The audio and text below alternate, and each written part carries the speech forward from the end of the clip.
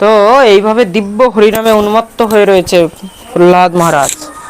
প্রহ্লাদ মহারাজ এইভাবে দিব্য হরিনাম করছেন, আর তার পিতা এক এক করে অসুর পাঠাতে থাকছে। যেই আসে সেই হরিনামে উন্মত্ত হয়ে যায়। এবার হিরণ্যকশিপু ভাবলো যে আমি যাব, দেখি কি হচ্ছে সেখানে। সেই গুরুরাও এসে সেই দিব্য হরিনামে মত্ত হয়ে গেছে, হরিনাম আর বন্ধ করতে পারছে না। তখন হিরণ্যকশিপু এসে তখন বলছে বন্ধ করো, সঙ্গে সঙ্গে সব বন্ধ হয়ে গেছে। হিরণ্যকশিপু গর্জনা করে ক্রুদ্ধস্য কম্পয়ন্তে লোকাভিসরেশ্বরা পশ্যমে ভূ শাসনম কিম বলম তব। বেঁধে নিয়ে এসো এই দুষ্টকে। আরে মূর্খ, সমস্ত জগৎ আমার ভয়ে থরথর করে, তোর ভয় লাগে না? প্রহ্লাদ বলে বাবা ভয় কিসের? আমার তো স্বয়ং ভগবান রয়েছে, যিনি আমার রক্ষা করবেন। সমস্ত সংসারের মধ্যে তিনিই হচ্ছে বলবান, তার মধ্যে আবার ভয় কিসের? বলে তোর ভগবান যদি এত বলবান হয় তাহলে সামনে কেন আসে না? বলে বাবা আমার ভগবান তো সর্বত্রে রয়েছে। বলে আপনি যেই দিকেই তাকাবেন সেই দিকেই আমার ভগবানকে দেখতে পাবেন। তোর ভগবান সর্বত্রে রয়েছে? বলে হ্যাঁ আমি তো দেখতে পাচ্ছি। বলে তোর ভগবান যদি সর্বত্রে রয়েছে, কম্ভে না দৃশ্যতে, এই স্তম্ভের মধ্যে কেন নেই? এই স্তম্ভের মধ্যে কেন দেখতে পাচ্ছি না? বলে প্রহ্লাদ বলছে আমি তো এখানেও দেখতে পাচ্ছি। বলে তাই নাকি? ভাবলেন বোধহয় এখানেই ঢুকে বসে আছে। সঙ্গে সঙ্গে খড়গ নিয়ে মহারাজ জোরে প্রহার করতে লেগেছে। চুরমার হয়ে মহারাজ দেখতেই মহারাজ সেই ভয়ঙ্কর সিংহের, হাজার সিংহের সেই গর্জনা হচ্ছে। দিব্য ভগবানের প্রকাশ জ্যোতি ফেটে বেরিয়ে এলো সেই স্তম্ভ থেকে। স্তম্ভে সভায়ম নিরনির্জহায়ম নায়ম মৃগো নাপি নরো বিচিত্রম অহো কিন্দ রূপম। ভগবান অর্ধ নর অর্ধ সিংহ হয়ে প্রকট হলেন। বলি নরসিংহ ভগবান কি জয়। নৃসিংহ ভগবান প্রকট হয়েছেন। হিরণ্যকশিপু গর্জনা করে বলছেন এই তোর ভগবান, এ আমাকে মারবে, তো একে তো আমি এক্ষুনি চাবিয়ে খেয়ে নেব। বলে যখনই মহারাজ এগিয়ে গেছেন সঙ্গে সঙ্গেই মারলেন এক থাবা, মারতেই ভূমিতে পড়েছে। ভগবান দৌড়ে আছাড় মারলেন। আছাড় মারতে মারতে ছেঁচড়ে ধমরে একদম সোজা সেই চৌকাটের মধ্যে বসে জাঙে ফেলে দিলেন। হিরণ্যকশিপু বলছেন তুমি আমাকে মারতে পারবে না। বলে না ঘরে মরবো না বাইরে মরবো। বলছে না তুমি ঘরে না বাইরে, তুমি এখন দুয়ারে। বলছে তুমি আমাকে তাও মারতে পারবে না। বলে আকাশে না পাতালে না জলে না তলে।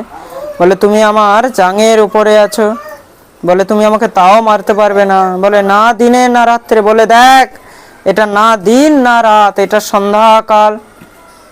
বললেন না নর না বানর। ভগবান বললেন আমাকে তাও মারতে পারবে না, না অস্ত্রে না শস্ত্রে। বলছে তোর জন্য আমার নখই পর্যাপ্ত। বলে তুমি আমাকে তাও মারতে পারবে না, 12 মাসেই আমার মৃত্যু নেই। ভগবান বললেন তার জন্যেই আমি 13 মাস বানিয়েছি, এটাকে আজ থেকে অধিক মাস বলে জানিবে। বলে সঙ্গে সঙ্গে পেটের মধ্যে নিজের নখ ঢুকিয়ে দিয়ে একদম গোবিন্দায় নমো নমঃ উদ্ধার করে দিলেন। বলিন সিংহ ভগবান কি যে। ভগবান ক্রুদ্ধ হয়ে ছিঁড়ে মহারাজ সব ছিঁড়তে লাগলেন, ভয়ে থরথর করে কাঁপতে লাগলেন। ভগবানকে কি করে শান্ত করা যায়?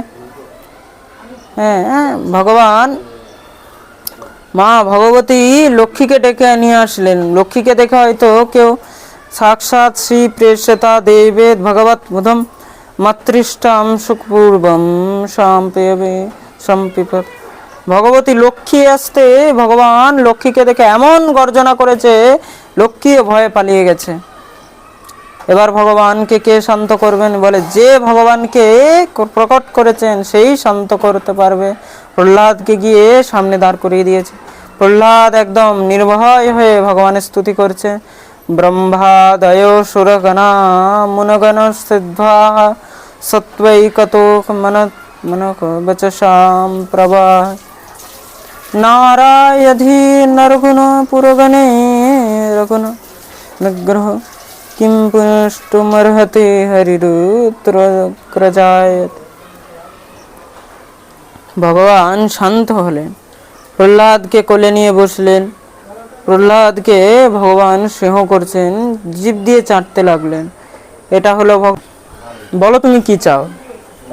প্রহ্লাদ বললেন, প্রভু আমার পিতা অনেক পাপ করেছেন, এমন কৃপা করুন যেন সমস্ত পাপ থেকে আমার পিতা মুক্ত হয়ে যায়, তার যেন উদ্ধার হয়ে যায়। ভগবান বললেন, মনে রাখবে, ত্রিসপ্তভি পুতা পুতঃ পুত্রেভি সহতে নঘ ইয়ৎসা গৃহে জাত ভবন পাই কুলপাবনম। যেই বংশে কোনো বৈষ্ণব কোনো ভক্ত জন্মগ্রহণ করে, সেই কুলের 3 কুলের 21 পিঁড়ি উদ্ধার হয়ে যায়। মাতৃকুলের 7 পিঁড়ি, পিতৃকুলের 7 পিঁড়ি, আর পত্নীকুলের 7 পিঁড়ি। প্রেম সে বলো। ভগবান আশীর্বাদ করলেন, সবাই নিয়ে দিব্য নৃসিংহ ভগবানের স্তুতি করলেন। সবাই খুব আনন্দে মেতে রয়েছে। আসুন আজকে পাঠকে আমরা এখানেই বিশ্রাম দিই। আগামী পাঠে আমরা ভগবানের জন্মকথা, গজগ্রাহের উদ্ধার এবং ইত্যাদি বিস্তারে শ্রবণ করব।